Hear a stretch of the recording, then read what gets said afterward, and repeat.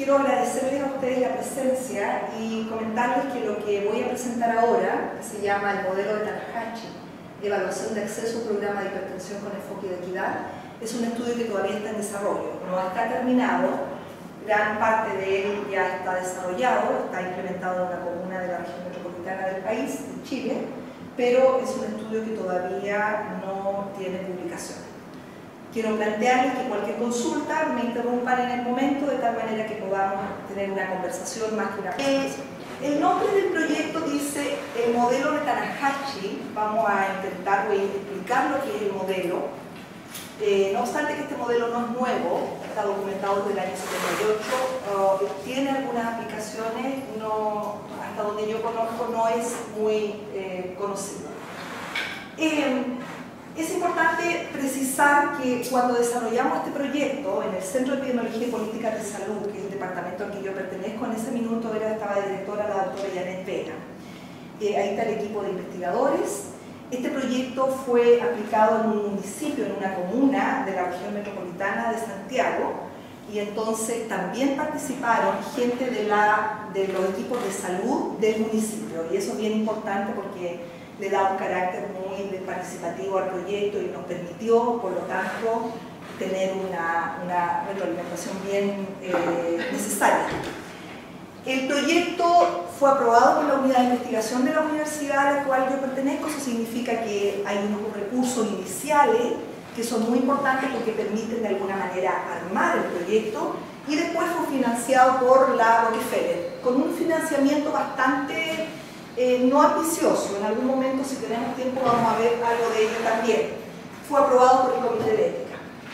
¿Dónde está Chile? Yo sé que todos los que están acá sabemos dónde está Chile, pero para mí es importante, porque tiene que ver con lo que pasa con la situación del país, recordar que Chile que es un país largo, que nuestro límite es el Océano Pacífico, que no tiene nada de Pacífico comparado con el Mediterráneo, y la cordillera de los Andes que nos separa de Argentina. Eso significa que somos un país bastante aislado. Y eso define algunas características. Por ejemplo, se dice que Chile tiene las mujeres más lindas del mundo. Yo creo que es porque el que lo dijo no conocía nada de mucho país del mundo. Y otras cosas que nos hacen ser por esta geografía que tenemos. Bien, la población del país son 16,5 millones, aproximadamente tenemos un ingreso per cápita que ha subido mucho en los últimos años después de la dictadura. Nosotros tuvimos una larga dictadura militar que duró aproximadamente 17 años y terminó en el año 90. Hay una pobreza, bajo medido por la línea de la pobreza, de 14,5. Es importante precisar que en Chile en el año 90, 87-90, teníamos un nivel de pobreza de 47%. Y en los últimos 20 años realmente se ha reducido un tercio. Sin embargo, nuestros niveles de desigualdad han permanecido, incluso yo creo que han aumentado levemente. Tenemos un coeficiente de Gini de 0,49. Somos el 14 país más desigual del mundo. Los indicadores de salud más importantes: tenemos una esperanza de vida alta de 80 años al nacer, una diferencia de 3 años, no, casi 5 años entre hombres y mujeres. Tenemos una mortalidad infantil bastante baja, de 7,8 por 1000 nacidos vivos, con registros bastante sólidos. Nosotros como país tenemos una tradición estadística bien interesante, que data incluso desde el primer censo del año 1837. Fuimos el primer país latinoamericano que levantamos un censo relativamente formal. Y yo creo que desde ahí tenemos una historia estadística bastante buena. Eso no significa que nuestros datos no sean perfectos, sin embargo hay una tradición de consignar información importante. Una mortalidad materna bastante baja, el gasto en salud, estos datos del año 2010, el 8%, bajo el promedio de los países de la OCDE. Nos vanagloriamos de ser un país que pertenece a la OCDE, sin embargo hay indicadores que estamos entre los más bajos de ese conjunto de países. Algunos indicadores de riesgo de nuestra población: fuma el 30% de nuestra población. No es menor que en los últimos años esta prevalencia ha aumentado en las mujeres mucho, y en las mujeres jóvenes como yo, quiero decir. La prevalencia de obesidad es aproximadamente un 25%, hay un 27% de población de prevalencia de hipertensión y una prevalencia de diabetes del 9%. Este proyecto fue implementado en la comuna de La Florida, que como decía es una comuna de la región metropolitana. Es una comuna que tiene todas las características urbanas de la región metropolitana. En nuestro país, la población rural alcanza al 12-13%, o sea, son una población principalmente urbana. Y en la metropolitana, nuestra población urbana es sobre el 95%. Entonces, esta es una comuna con esas características, por lo tanto, eminentemente urbana. Bien. ¿Por qué se eligió la Florida? Buena pregunta. Porque, primero por lo que estaba diciendo recién, porque se puede generalizar o inferir a la región metropolitana. Ese es un argumento, pero el segundo argumento, y que no es menos importante que el primero, era que es más estratégico. ¿En qué comunas podemos trabajar de manera armoniosa y colaborativa con el equipo local de salud? Y esta comuna cumplía esa característica. Había un alcalde en que era fácil llegar y por lo tanto ahí vamos a tener una colaboración ahí importante. Entonces menciono esto porque no es menor y la pregunta es muy válida. ¿Te respondo? Bien, el objetivo general del estudio. Yo no quise plantearlo en bonito, quise plantearlo tal cual como aparece cuando nos planteamos el proyecto. Si hoy día a mí me dijeran cuáles fueron los objetivos de este estudio, yo los redactaría distinto. Pero la verdad que lo quise poner tal cual como están en el protocolo inicial. ¿Qué dice este protocolo inicial? Que lo que nosotros pretendíamos era entregar evidencia que contribuya a mejorar la equidad de salud de los programas en Chile. En particular, el programa de la hipertensión arterial, uno de los ejes importantes para la prevención y control de las enfermedades cardiovasculares. Es importante mencionar acá que nosotros, como país, tenemos en el aspecto de salud bastante aspectos positivos. No quiere decir que seamos un país sin problemas, tenemos muchos problemas, sobre todo por el tema de las desigualdades. Sin embargo, en el tema de salud, en este programa, o en muchos programas, hay cobertura universal. Es un programa que desde la definición de sus protocolos establece atención gratuita, de atención de salud y de fármacos, y también establece y ofrece una atención muy interdisciplinaria y muy bonita como está escrito. O sea, sería como el programa perfecto, como está escrito. Entonces era importante evaluar este programa. Los objetivos específicos, repito, tal como fueron esbozados cuando escribimos este proyecto. Sintetizar primero, a través de una revisión sistemática de la literatura, la evidencia que hay acerca de las barreras y facilitadores de acceso a la atención de salud, en particular a la hipertensión arterial. Ese era lo primero que nos proponíamos. Testear, probar qué pasa con este modelo de Tanahashi en un programa tan específico como la hipertensión arterial, en una comunidad específica también. Entonces, cuando decimos testear la utilidad, la verdad que lo que nosotros decimos es tomamos la hipertensión como enfermedad trazadora, pensando en que las conclusiones que saquemos de acá podrían ser un bonito modelo para probar otro tipo de programa o para aplicarlo en otro tipo de programa.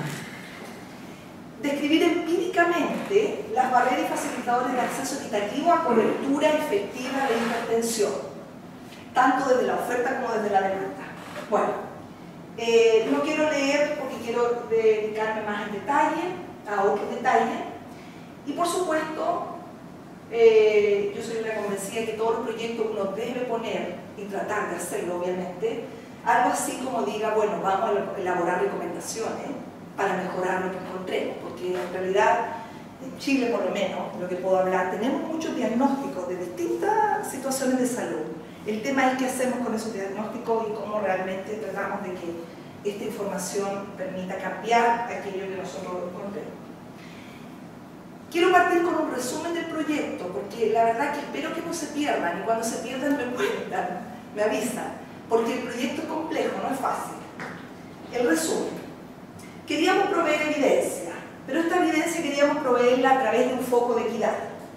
en un programa específico de Chile que es importante, el programa de la hipertensión. Entonces, la verdad que ese cuadrito debería estar en proveer evidencia. Entonces, ¿cómo vamos a encontrar esta evidencia? Para eso nosotros dijimos vamos a evaluar la cobertura efectiva de este programa. Ya vamos a ver qué se entiende por cobertura efectiva. ¿Cuál programa? La hipertensión arterial. ¿Dónde? En la comuna de La Florida. Entonces, pero también decimos que queremos hacerlo con equidad. ¿Qué entendemos por equidad? Importante, esto está en la literatura, no, yo no lo estoy inventando, no están aquí en las notas bibliográficas puestas, pero todas estas definiciones son de la literatura. Entonces vamos a entender por equidad un sistema de salud en el cual todas las personas acceden a los servicios de salud de acuerdo a sus necesidades, independiente de sus características individuales. ¿Qué entendemos por cobertura efectiva? Vamos a entender por cobertura efectiva a aquella proporción de la población que, teniendo una necesidad o problema de salud, accede a atenderse, adhiere al tratamiento que le entreguen para ese problema de salud y finalmente resuelve su problema. O sea, una persona llegó a atenderse por la hipertensión, el servicio la acogió, ella le gustó, siguió los controles y finalmente logró normotensión. Esa persona forma parte de la proporción que es la cobertura efectiva. ¿Cómo vamos a medir esta cobertura efectiva? Con equidad y con todas estas palabras bonitas que estamos encontrando. Esto es lo que esperábamos que el modelo de Tanahashi nos ayudara. ¿Vamos bien hasta acá? ¿Qué es lo que es el modelo de equidad, de acceso y barreras a servicios de salud? Partimos del supuesto que hay una población objetivo a la que queremos nosotros ofrecerle un servicio de salud para un determinado problema. En este caso, nuestra población objetivo es toda la población. O sea, hay cobertura universal para el programa de la hipertensión arterial. Pero está en nuestra población objetiva, el modelo de Tanahashi en síntesis plantea que hay 5 peldaños o 5 escalones en los cuales uno debiera medir hasta llegar a decir esta es la cobertura efectiva. Y estos escalones son los siguientes. El primero es que debe estar la oferta, debe estar disponible desde el sistema de salud aquello que el sistema dice con lo que va a resolver este problema. O sea, debe haber disponibilidad de servicio.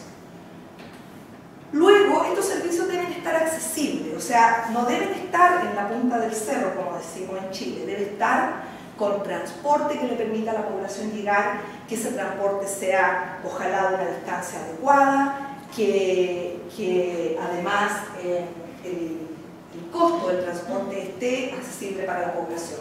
Vamos a definir después esto un poquito más profundo. Pero después que está la disponibilidad, que está accesible, está de si el usuario acepta este servicio o no. Y aquí hay un punto complejo importante. El servicio puede estar disponible, puede estar cerquita, puede estar a la vuelta de mi casa, pero resulta que la persona, el usuario llega ahí y se da cuenta que no lo entiende, que habla en un lenguaje que él no entendió nada, que no le creyó al médico, el médico lo atendió súper rápido, lo mandó donde la nutricionista y la nutricionista no tenía idea de quién era ella, etc. O sea, está el servicio disponible, está accesible, pero yo como usuario en realidad no satisface culturalmente lo que yo quiero. Eso es lo que vamos a entender por aceptabilidad. Luego está el contacto, es decir, yo superé estas 3 barreras y finalmente llegué y contacté. Y me quedé con el médico y seguí todos los controles y todo lo que me dijeron. O sea, yo llegué a utilizar el servicio. Y finalmente entonces, finalmente entonces está la cobertura efectiva. Una vez que yo supero todos estos escalones lo que Tanahashi llama el proceso de provisión de salud, el que yo pueda realmente superar toda esta barrera, para finalmente entonces llegar a decir, mira, esta es la curva de la cobertura efectiva, porque lo que vamos a tratar de ver después, muy rápidamente, es que acá se van perdiendo población, se va perdiendo gente, que en realidad no pudo llegar, O sea, estando, no pudo llegar. Llegó, pero no le creyó al médico, no fue nunca más.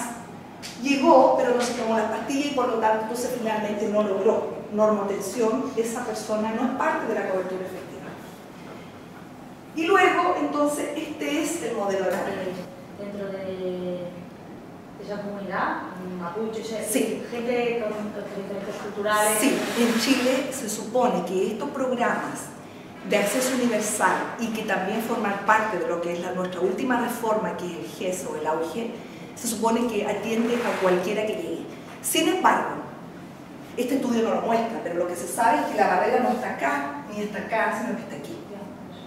Está ahí. O sea, llegó, pero el peruano que llegó, que es nuestra principal población inmigrante hoy día, o la persona de Mapuche, llegó y la verdad que lo que le dijeron no entendió nada y no, simplemente no cree y no vuelve nunca más.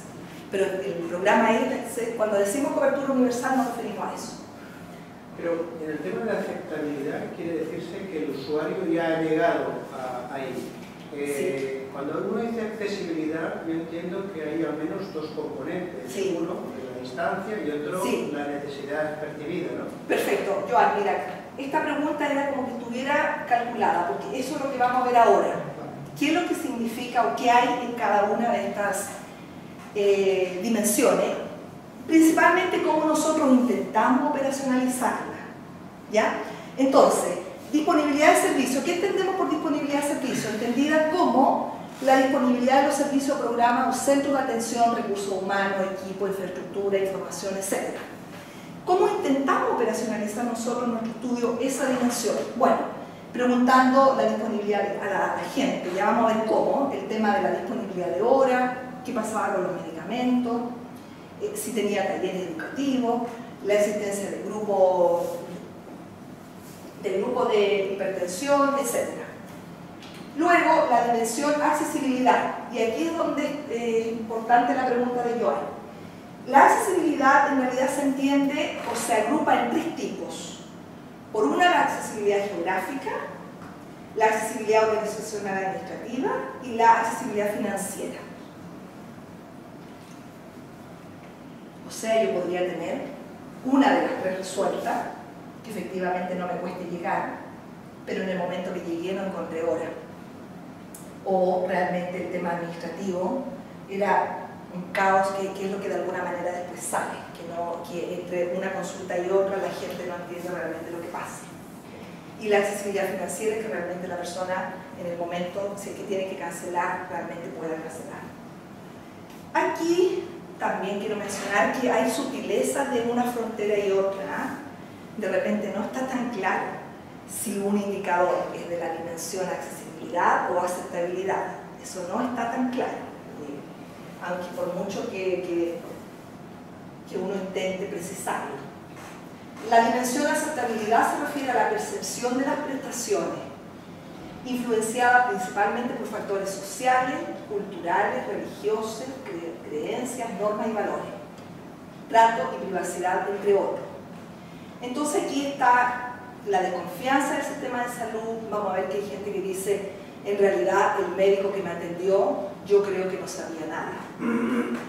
O el médico que me atendió, cuando yo le pregunté, me contestó otra cosa que no tenía nada que ver con lo que yo le pregunté. Creencia religiosa, la creencia de que el medicamento me va a dañar para otras cosas, y también la creencia de que es mejor la hierba o lo que me dijo la vecina.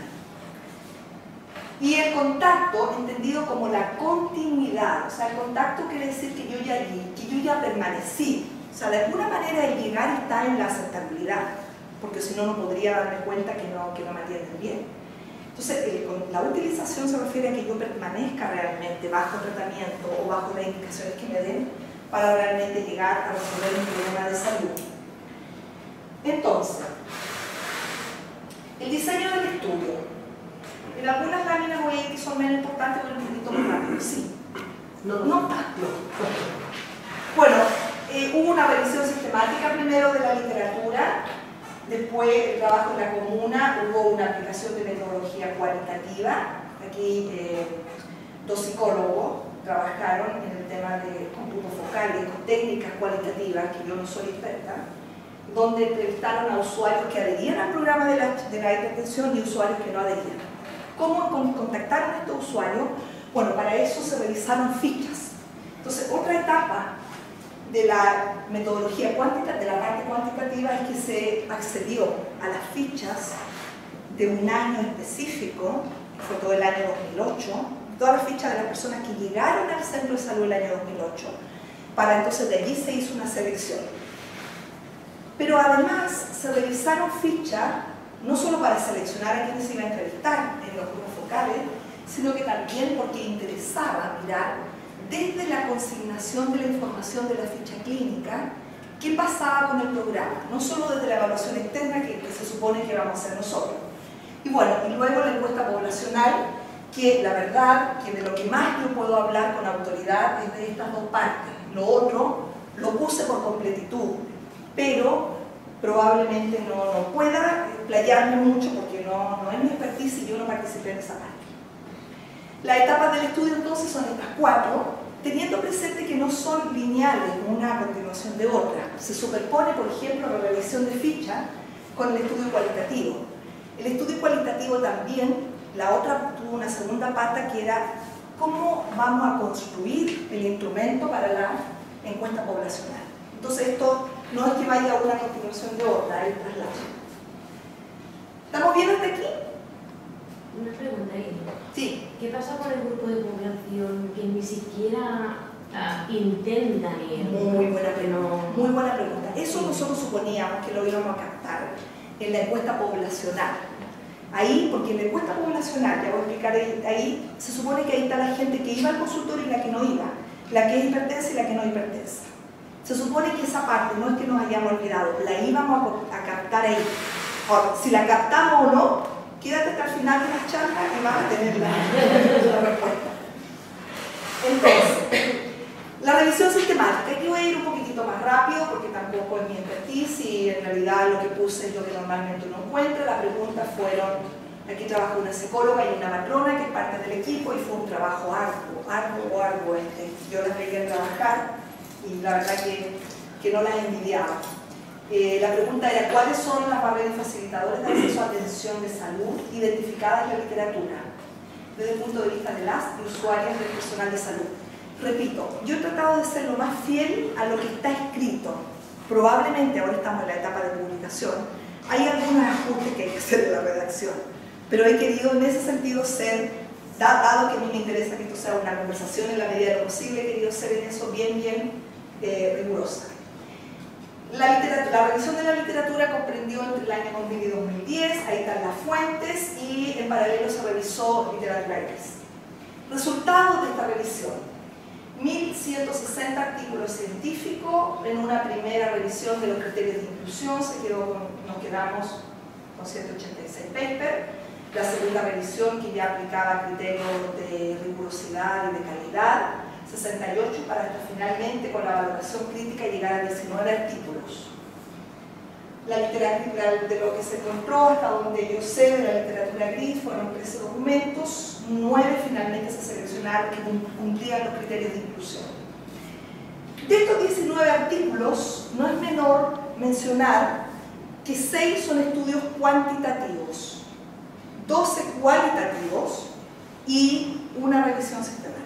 No hay más de lo que se encontró con esta revisión. Y por otra parte, las barreras y facilitadores que se encontraron, o estos estudios, estos 19 estudios, apuntaban principalmente a encontrar barreras y facilitadores en programas o en la atención de salud general, 4 de terapia antirretroviral, 3 salud reproductiva, etc. Hay uno por ahí que me acordé de ti, Gemma, que dice hasta de servicios genéticos que no me logro imaginar lo que es, pero aparece dimensionado. Y uno que dice de terapia de medicamento antihipertensivo, que era lo que realmente a nosotros más nos interesaba.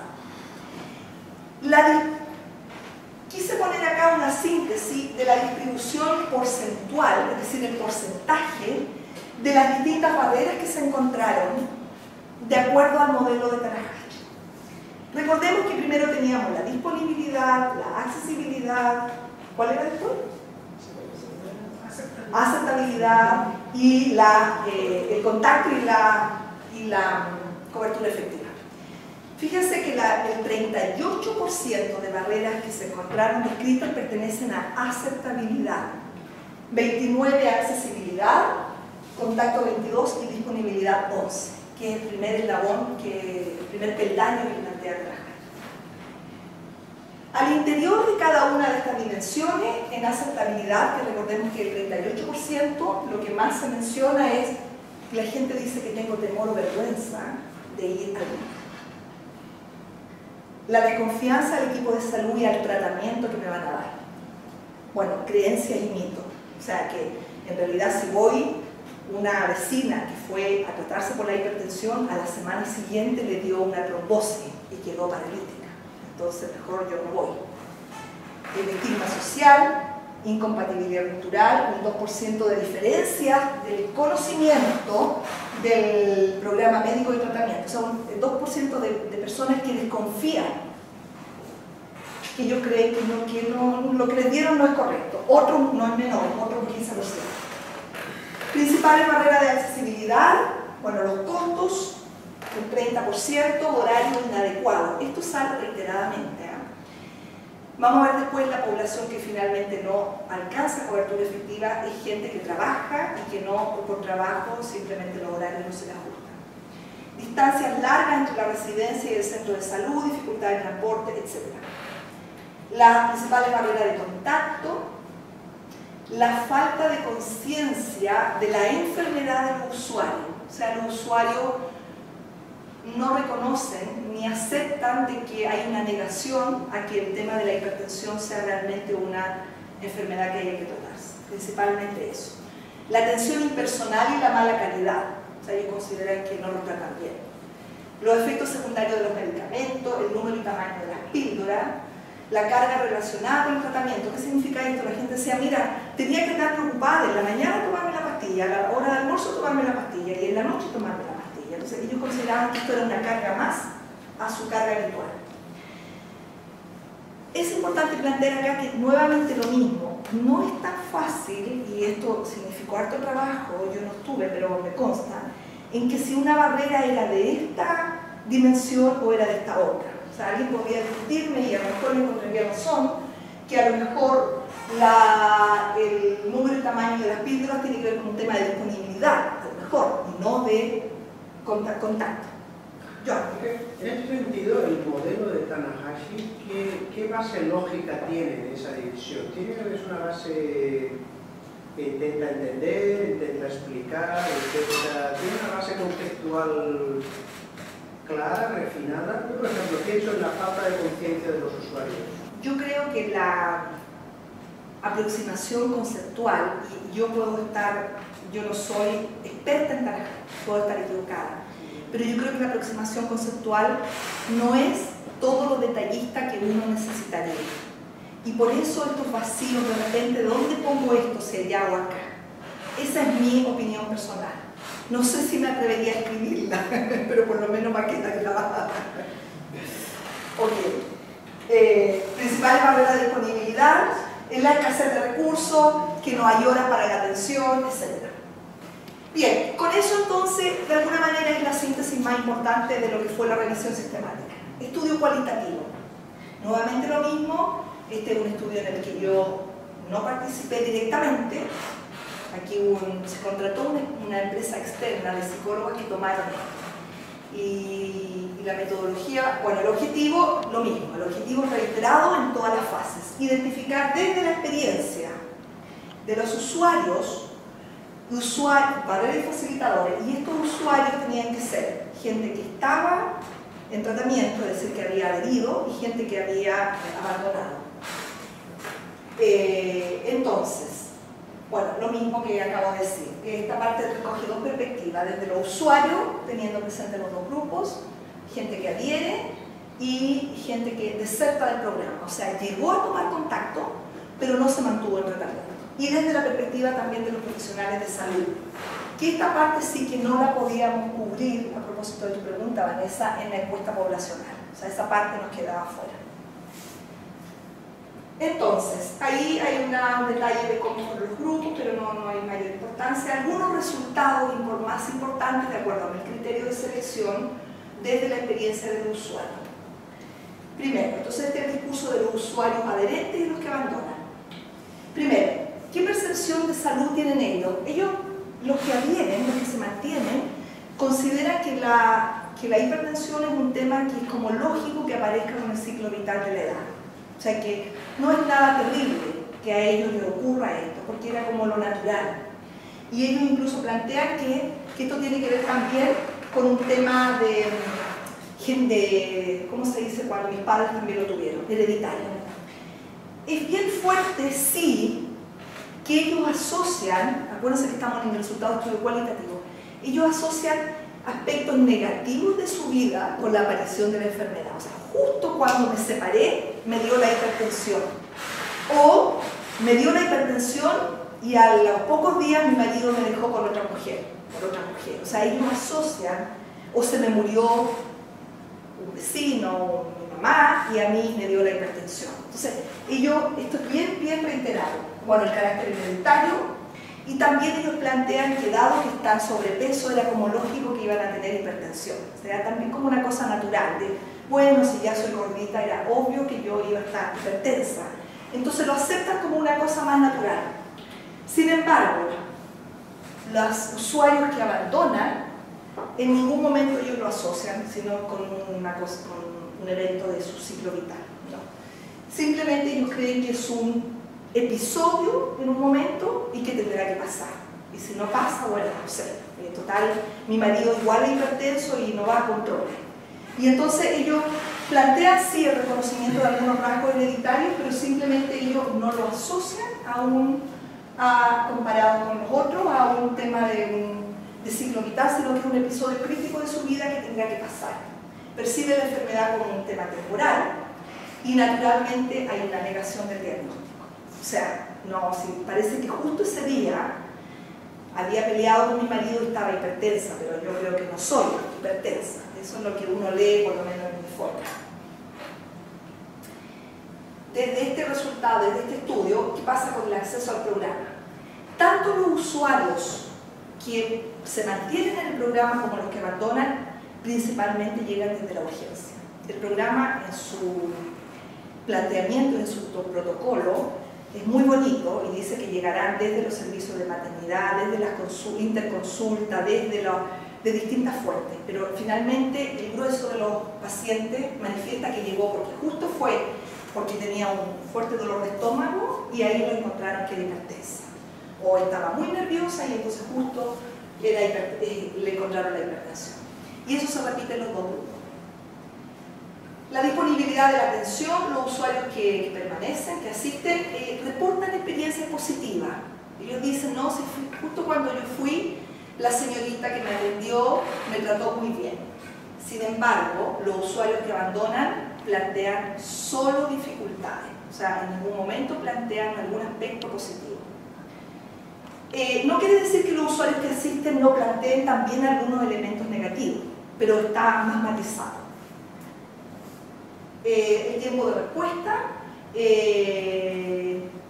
ambos usuarios apuntan, los primeros apuntan, los que asisten, que el tiempo de respuesta genera dificultades, complicaciones, porque no tuve que faltar al trabajo, porque tuve que dejar a mi hijo solo. Y los usuarios que abandonan plantean que la sobreutilización de servicios de urgencia. No tengo muy claro qué significa esto acá, lo copié del informe. Quizá a lo mejor esto podríamos, si hay alguna duda, profundizar ahí. Tiempo de atención al paciente. Bueno, los usuarios que abandonaron, esta parte no se les tomó porque en realidad habían ido uno control y ya no fueron más. Ellos consideran que el tiempo con que se le atiende es muy breve, o sea que casi no les alcanza a escuchar. Es muy importante, y esto es lo que más sale reiteradamente, que ellos, los pacientes que asisten, plantean la necesidad de una atención integral y una transversalidad de la atención, y no solo por el tipo de dolencia, cosa que el programa en su protocolo parte diciendo, programa interdisciplinario, transversal, y los usuarios, ese es el lema más importante. Los accesos a medicamentos, en general, ellos lo que están plantean que este es un tema que funciona bien, que la farmacia les entrega los medicamentos que ellos necesitan. Y entonces, esto es lo más importante, esto es lo esencial de lo que plantean los usuarios. La necesidad de servicios integrales, que se les eduque más, que se les entregue información, que haya un seguimiento, no solo que les diga tengan que volver un mes más, sino que les llamen y que les avisen y que estén más sobre ello. El apoyo al cambio de conducta, esto es muy reiterado. Ellos dicen, la señorita me dijo que tenía que comer pura lechuga y hacer 1 hora de gimnasia todos los días. Y resulta que yo con lechuga el hambre no se me quita y no tengo tiempo para ir 1 hora a hacer gimnasia. Cosa que uno es bastante reiterado. Y la incorporación a la familia a este proceso, que de alguna manera, porque ellos dicen, yo llego a la casa y mi marido le dio lo mismo que yo sea hipertensa o no, porque él no sabe lo que significa. O sea, cómo poder que la familia sea partícipe de esta situación también. En relación a la adherencia del tratamiento, esto me lo voy a saltar porque no es mayor importante, no es muy importante. El perfil de autoeficacia, esto sí yo creo que vale la pena destacarlo. Los usuarios del programa plantean que la hipertensión ha impactado en sus vidas y que por eso es importante que ellos lo tienen que ver, que sus síntomas permanecen, que persisten, que no obstante el tratamiento a ellos no se les quita. La dificultad por identificar síntomas y temor a una crisis hipertensiva, o sea, de alguna manera ellos viven una angustia por la enfermedad. Tienen control sobre la enfermedad, entonces, en síntesis, pero en general la percepción de su autoeficacia es baja. Los usuarios que abandonaron, ellos creen que pueden controlar perfectamente el tema de su problema y que con el uso de las hierbas y de la automedicación pueden resolver. Entonces se constata nuevamente que ellos no vinculan esto como una enfermedad del ciclo vital, más bien un episodio crítico. Y ellos reiteran la conducta resistente al uso de servicios de salud en general, no solo por el tema de la hipertensión. O sea, probablemente son los usuarios que vamos a encontrar en otras evaluaciones de programas también. Esto también me lo voy a saltar porque quiero llegar a la parte que estamos ya bastante cercana de la hora.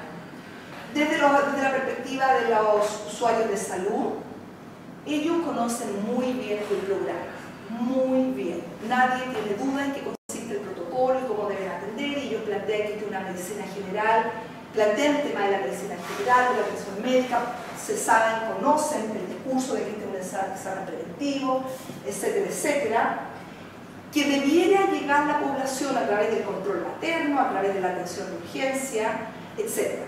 Pero ellos no tienen esta percepción tan clara que solo llegan a través de la urgencia como lo plantean los usuarios. Los profesionales de salud tienen un amplio conocimiento de lo que es la promesa del programa. Ellos conocen bien las características de los usuarios, esto me lo voy a saltar porque esto es coincidente con lo que viene después.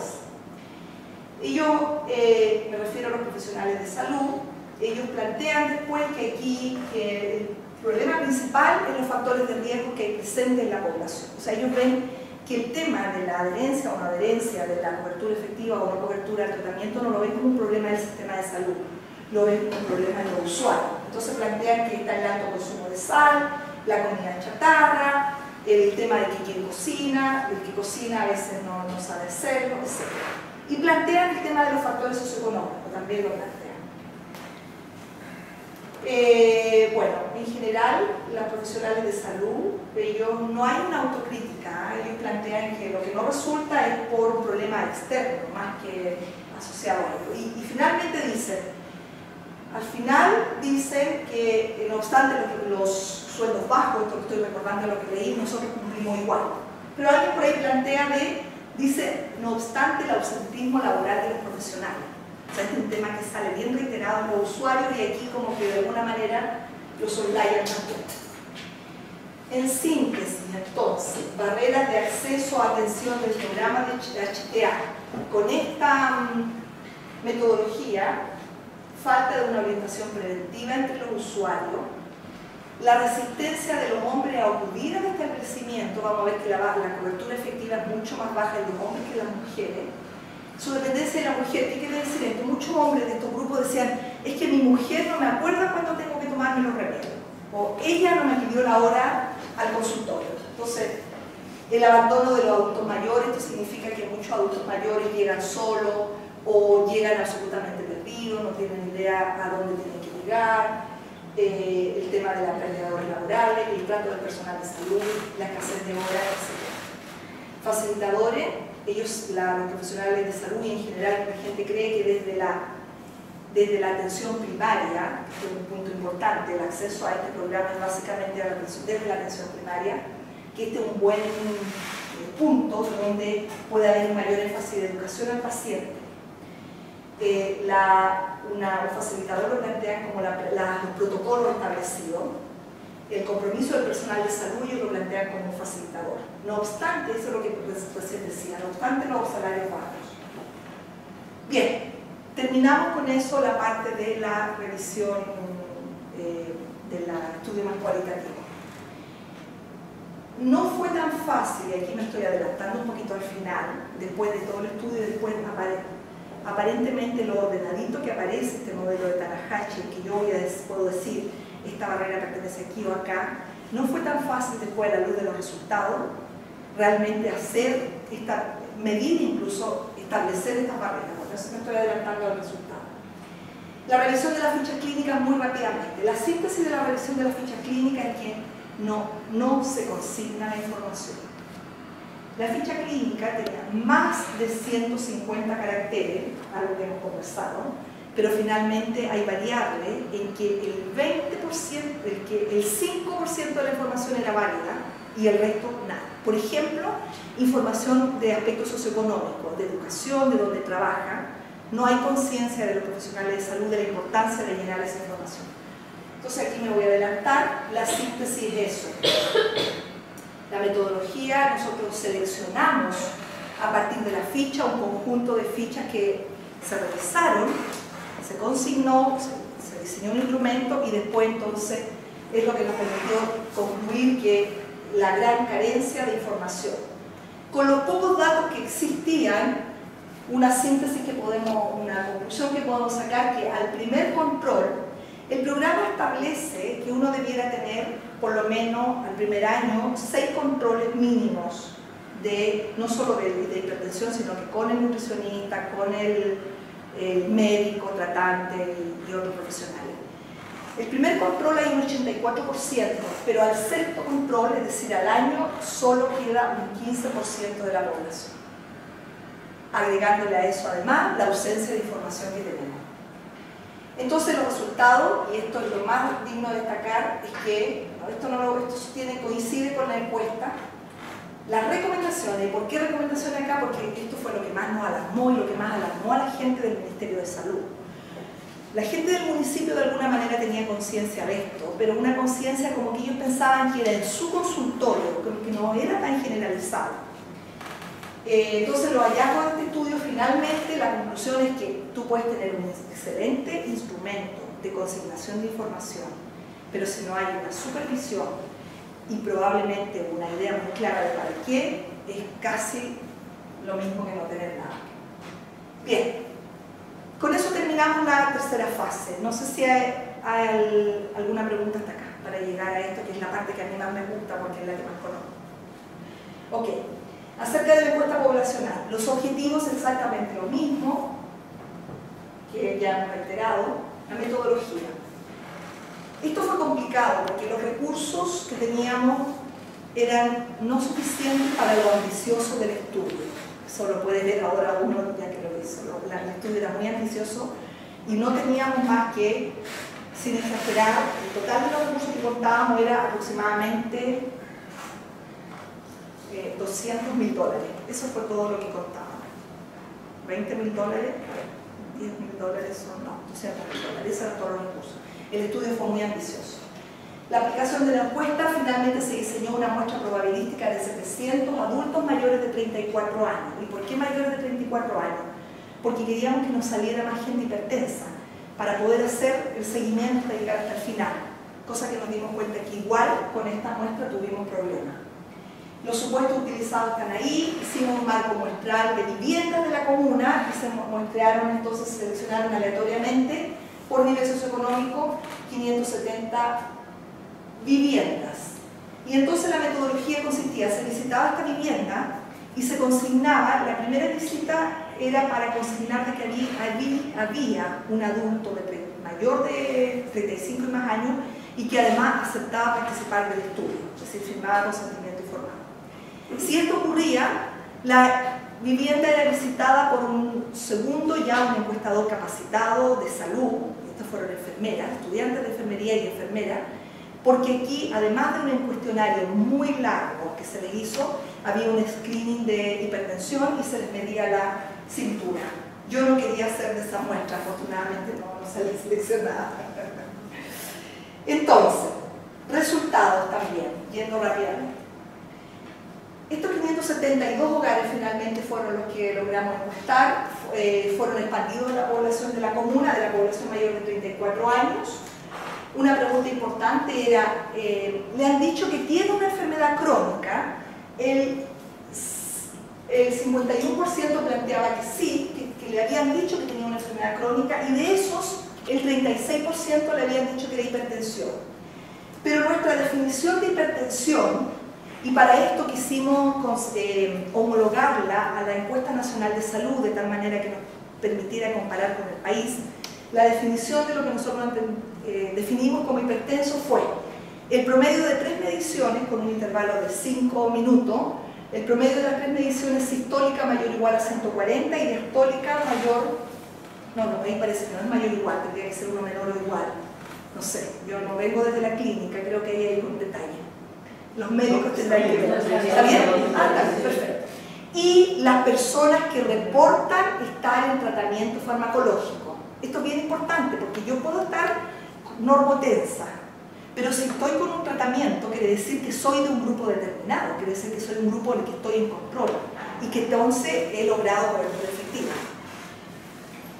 Bajo estos supuestos encontramos que nuestra población de hipertensos es casi un 50%, bastante coincidente con el grupo etario, en la Encuesta Nacional de Salud. Nosotros estábamos un poquitito por sobre, pero teníamos explicaciones bastante claras de por qué.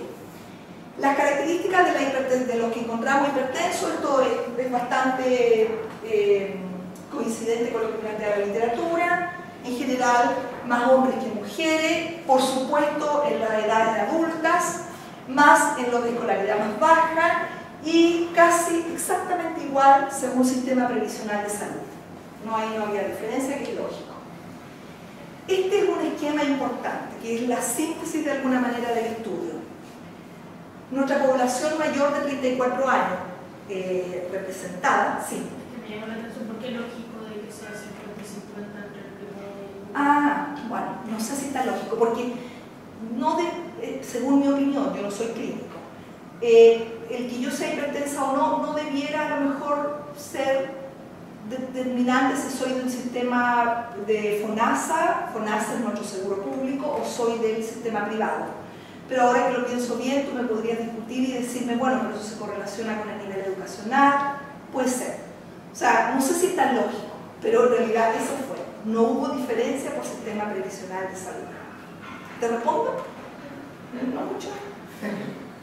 Bien, este esquema, este es bien importante. Entonces está nuestra población autorrepresentada, recuerden que son 570 individuos, con HTA, esto significa que en la medición salió elevada, pero además tenía fármaco. Ahí entonces está nuestro primer grupo que se separa. Luego, de los con hipertensión, a nosotros nos interesaba mucho saber quiénes conocían su condición y quiénes no sabían su condición de hipertenso. Es decir, de alguna manera, por primera vez se les tomaba la presión y dicen, ah, no sabía que era hipertenso. Y no es menor que 1 de cada 3 aproximadamente no conocía su condición de hipertensión. De los que la conocían, del 64%, se controla un 80% y un 20% no se controla. O sea, es hipertenso, lo sabía, pero no me controlo. Se fijan que de alguna manera van saliendo la equivalente a los peldaños que se supone que vamos a analizar. Y dentro de lo que se controlan, quienes están normotensos y quienes están todavía con hipertensión elevada. Y aquí llegamos a dos conceptos importantes que tienen que ver con el tema de la cobertura. Una es lo que nosotros llamamos la cobertura efectiva poblacional, que es de todos los que son hipertensos, cuántos realmente tienen controlada su hipertensión y cuántos de los que se controlan. Perdón, no, la cobertura efectiva poblacional es el total de la población hipertensa. A eso estamos llamando cobertura efectiva poblacional. Y cobertura efectiva poblacional en tratamiento es cuántos de aquellos que estando en tratamiento finalmente logran normotensión. Por eso la diferencia de estos porcentajes. Este es el grupo que a nosotros más nos interesa. Este es nuestro foco. Entonces, ¿qué nos dicen los primeros resultados? Primero, en relación a la población que está o no bajo control. Aquí se perdieron unas animaciones bonitas que tenían, no importa. Las personas que asisten a controles médicos son predominantemente mayores de edad, del nivel socioeconómico más alto, no obstante que vamos a ver que son las que se atienden en el consultorio, es decir, principalmente población de seguro público de salud, pero igual ahí hay una gradiente socioeconómica. Repito, los inscritos a FONASA, los inscritos en el consultorio y los que se atienden en la atención pública de salud. Este es un hallazgo muy importante. No, lo voy a mencionar después. En general, el 20% de los que no asisten se caracterizan por ser principalmente jóvenes. Probablemente la barrera que hablamos de las horas y de los horarios de trabajo es la más importante. Cobertura efectiva poblacional, este es el 22,6% que dijimos que realmente logra su cobertura. Principalmente, aquí está la animación, mujeres 1,3 veces más que los hombres. Evidentemente ellos van a control, entonces esto era lógico que se viera. Levemente superior a las personas de mayor edad, cobertura efectiva de mayor edad. Mayor escolaridad. Hay 1,5 veces más probabilidad de que yo alcance cobertura efectiva si tengo escolaridad superior comparada con la básica y 2 veces comparada con la enseñanza media. Ojo, ahí hay un tema importante, no está tan clara la gradiente. El tema de la gente de enseñanza media es un tema digno de estudiar en Chile y probablemente en otros países. Este es un hallazgo muy importante. Nuestra cobertura es un 22,7%. Sin embargo, es mayor en la gente que asiste a los consultorios. Y nuestra conclusión es porque la atención privada no está protocolizada en el tema de la hipertensión, que es una de las grandes conclusiones a las que llegamos. Y la cobertura efectiva aumenta al aumentar el ingreso familiar. Esto se ve muy claramente. Nosotros, nuestra población que se atiende por sistema público, hay una gradiente aquí por ingreso y esto se ve con mucha claridad. Hay un análisis multivariado, una regresión logística, esto para decir, mira, hubo un análisis multivariado, no muestra cosas muy distintas a lo que ya conocemos. Sí es interesante que finalmente, interactuando en el modelo, el que sea de consulta privada comparado con FONASA tiene 10 veces más riesgo de no alcanzar cobertura efectiva, que es lo que vamos a concluir después. Y aparece como factor de riesgo importante también el tema de la escolaridad. Son factores protectores, ser mujer, ser adulto mayor, ser diabético, es un factor protector. Y los médicos decían, a mí no se me ha ocurrido, claro, porque están más en control, ellos necesariamente tienen una enfermedad más complicada, por lo tanto, es como obvio que tendría que salir. En nuestra encuesta poblacional, fíjate que en la revisión de fichas, nosotros revisamos fichas solo de gente que llega a la atención primaria de salud, por lo tanto, en general, gente del sistema público. En cambio, en nuestra encuesta poblacional, dado que es una muestra aleatoria, nosotros allí hay población adscrita al sistema privado y por lo tanto hay gente que, siendo hipertensa, ellos decían, no, yo voy a mi médico privado, a mi médico particular, no voy al consultorio. A eso se refiere. No sé si te respondí. Conclusiones. Bueno, la cobertura poblacional es de un 22%, similar a la de México y superior a la de Colombia, de acuerdo a lo que encontramos en un paper. La disponibilidad del servicio en este programa, el enfoque integral y multidisciplinario, la ausencia de copago, la entrega gratuita de medicamentos, pareciera favorecer la continuidad de la atención y por eso en la atención primaria tenemos una cobertura efectiva un poquito más alta. no obstante que nuestra conclusión es que igual es baja. Aún así, la efectividad del programa se logra principalmente en adultos mayores y en mujeres. El sistema de salud chileno, no obstante la disponibilidad de servicios y las garantías legales, nos orienta a atraer y a mantener en el sistema a personas más jóvenes. El componente cualitativo de esta investigación muestra que las personas que no están en tratamiento médico principalmente es porque consideran que la hipertensión es un tema como de casualidad en su vida, no es un tema que los va a acompañar. Se muestran reacios a aceptar la naturaleza crónica de la enfermedad. Por otra parte, también manifestaron que cuando concurren al sistema asistencial, la organización, es decir, en otras palabras, esto tendría que ver de alguna manera con la aceptabilidad, probablemente, no se adecua a la persona con actividad laboral regular, que el abandono del programa se debe principalmente a que las indicaciones son difíciles de llevar y que hay ausencia de estrategia de supervisión de cómo se cumplen estas indicaciones. Entre los usuarios de la atención primaria se observa una gradiente, eso es bastante claro, ya lo vimos.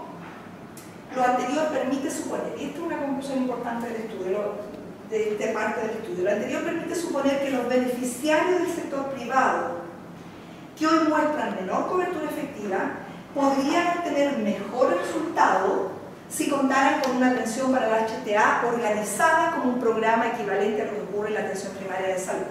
No olvidemos que ahí va a estar la gente probablemente de mayor nivel socioeconómico, de mayor escolaridad.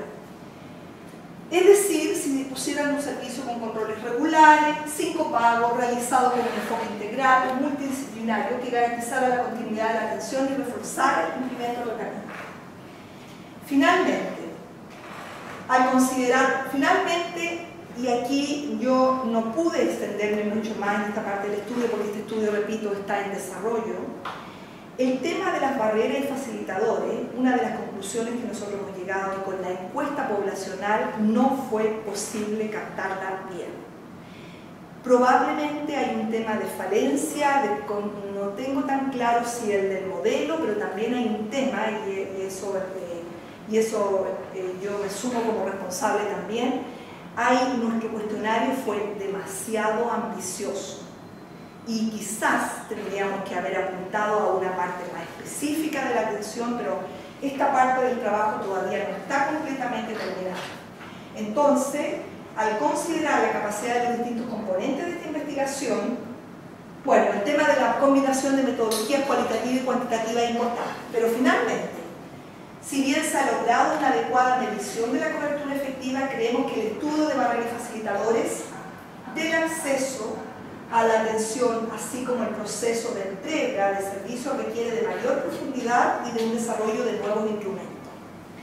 Yo diría, de la parte que a mí me compete, que nuestra muestra fue pequeña para lo ambicioso de la encuesta, porque finalmente a lo que llegamos es que teníamos 57 individuos que lograban cobertura efectiva, 20% de los 570. Y estos 57 los expandíamos a la población del país, pero cualquiera que ni siquiera tiene que saber estadística se da cuenta que entonces hacer inferencias muy finas y desagregar tanto entre qué tipo de barrera en un universo 57 era casi imposible. Y bueno, eso es, disculpen el apuro, este es un estudio bien interesante que probablemente esperamos poder sacar, a lo menos hay 4 publicaciones que debieran estar en este minuto, yo soy responsable de la parte de la encuesta, que debieran estar desarrollándose, que el próximo año debieran estar probablemente avanzadas. Es dispuesta a contestar algunas consultas, no todas, algunas.